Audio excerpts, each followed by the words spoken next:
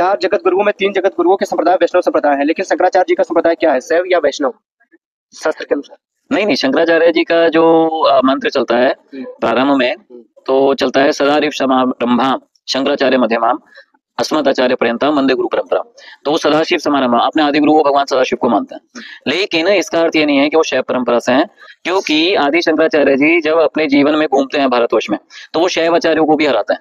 और वो कहते हैं जो वास्तविक जो तत्व है, जो कैवल्य जो मुक्ति होगी, जो अंतिम जो मोक्ष है, वो अपने तत्व में स्थित होने पर ही मिलेगा, कैवल्य में स्थित होने से ही मिलेगा।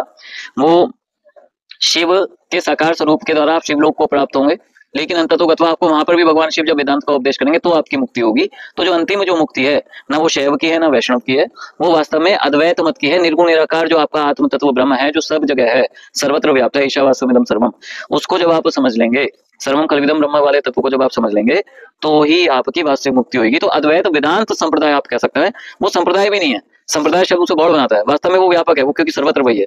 तो आदि शंकराचार्य जी का जो मत है वही इन 4 शंकराचार्यों का मत है, क्योंकि वो उनकी शिष्य परंपरा में मुख्य ऐसा, वो तो उसे शैव वैष्णव में आप नहीं तोल सकते।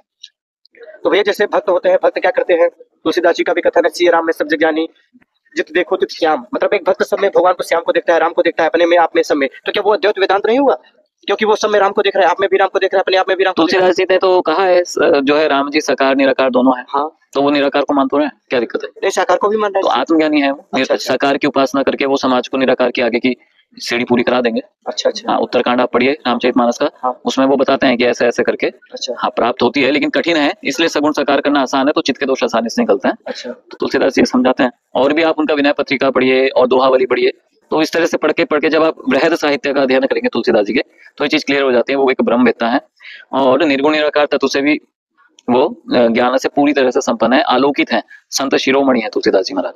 तो सगुण साकार की उपासना खुद भी करते हैं, लेकिन निर्गुण निराकार को भी जानते हैं, उस प्रकार की सिद्धता को भी वो प्राप्त किए हुए हैं। जनता के सामने सगुण साकार स्वरूप इसलिए रखते हैं क्योंकि जनता के लिए वही समझना ज्यादा आसान। तो क्या भैया तुलसीदास जी के जीवन में ऐसा आता है कि वो वेदांत सूत्र का अध्ययन किए हो या वेदांत का अध्ययन किए हो? तो इसका कोई कथा? वेदांत सूत्र का तो नहीं कहते, लेकिन वेदांत का अध्ययन उनका था। उनके गुरु जो थे नरहरि आनंद महाराज जी, 5 वर्ष की आयु में तुलसीदास जी को ले गए थे, तो अपना राम जी का भी जाप कराते थे और अपना वेदांत वेद सबका अध्ययन उन्होंने कराया।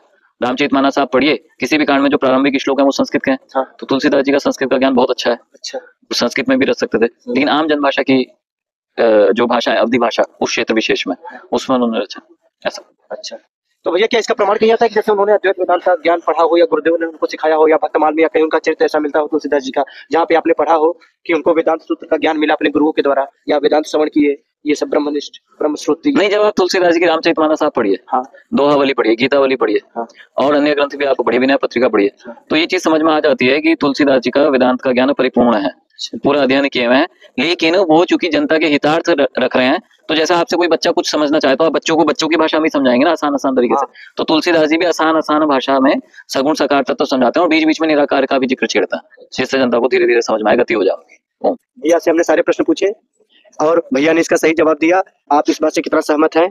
क्योंकि सारी जो बातें हुई है भैया से वेद शास्त्र के अनुसार ही हुई है, तो आप लोग अपना मत जरूर रखिए। सही जवाब दिया या गलत जवाब कोई दिया हो तो बताइए आप, तो कमेंट करेंगे। अच्छा, कमेंट करेंगे, ठीक है। जो द्वैत को मानने वाले, जो भी शास्त्र के अनुसार होता है हम सही नहीं देते हैं, जो शास्त्र के अनुसार होगा वही सही होगा, क्योंकि हमारी बात भी तभी मानी जाएगी जब वो शास्त्र के अनुसार होगी।